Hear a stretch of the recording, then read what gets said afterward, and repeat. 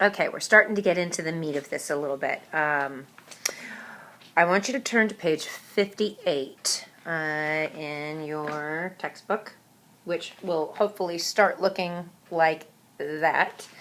We're looking at our outlines, the outline for your presentation. You want to start off, it's a 3-act structure in theatrical parlance. It's a 3-act structure. So Act 1 is your introduction.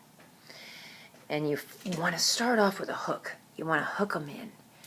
Get their attention. Pull them in. Like start with something dynamic. Start with an engaging joke or a personal story or a fantastic we're not doing slideshows. We're not doing videos in this first 2-minute presentation.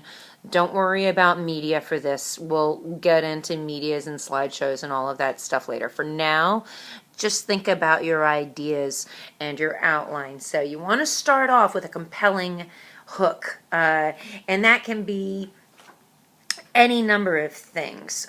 So on page 58, you can kind of brainstorm your hooks. For me, I had a multimedia production of Mermaid Rock that I did out in California, and I had parents coming up to me weeping afterwards and hugging me and wiping their eyes, and kids, like little wet kids, just throwing their arms around me, and I had a pool full of mermaids and magic at the end of that show. And that's made my life richer, having the footage from that, having the emotional memory. I'm still in touch with my kids back there. I'm still in touch with and friends with some of the parents back there. Mermaid Rock was very, very touching for me. So what's the most impactful? Is there a physical object that you could bring in that would be effective and get somebody's attention? There's a story in here about who was it? They were doing a speech on Bill Gates. Bill Gates was doing a speech on the dangers of malaria, and he walked on stage with apparently a mason jar full of live mosquitoes. And he opened that up and let it out into the audience. And he said, there's no reason only poor people should have this experience. So I would imagine that there were mosquitoes flying around in that audience, and every time somebody smacked their neck or got bit or something,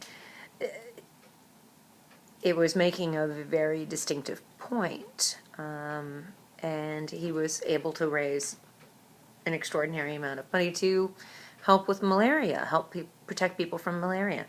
I was thinking, I said, that's a great hook. That's a great idea. I love that. So what's a physical object? He brought in a jar full of live mosquitoes. I was thinking I could bring in a mermaid tail.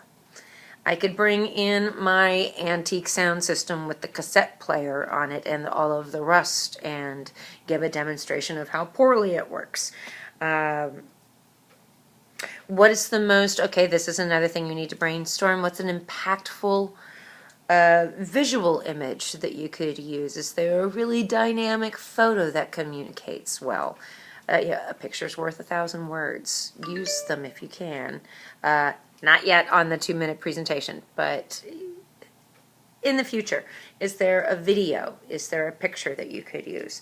And thirdly, what is the most impactful fact or statistic?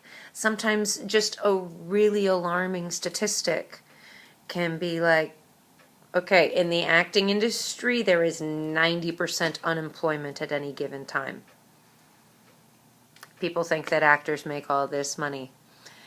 A couple of upper echelon ones do, obviously, but it's a 90% unemployment rate. That's a staggering number.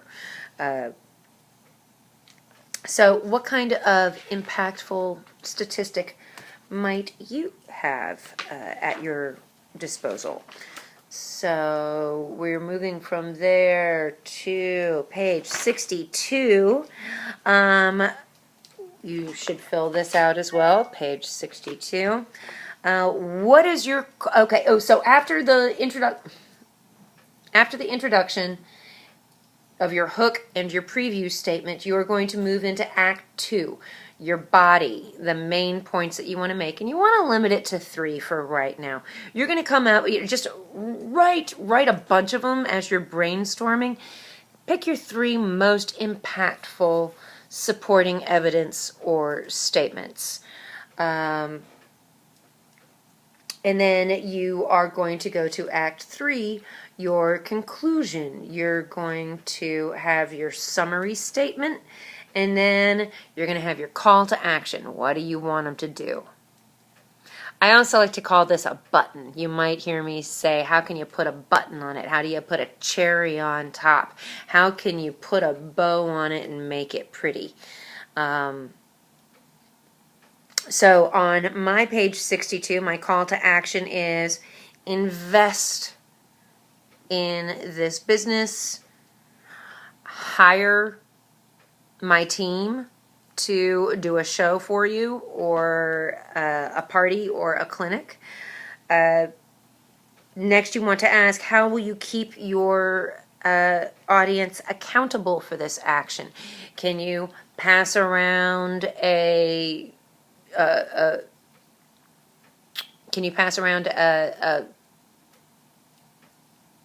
good Lord.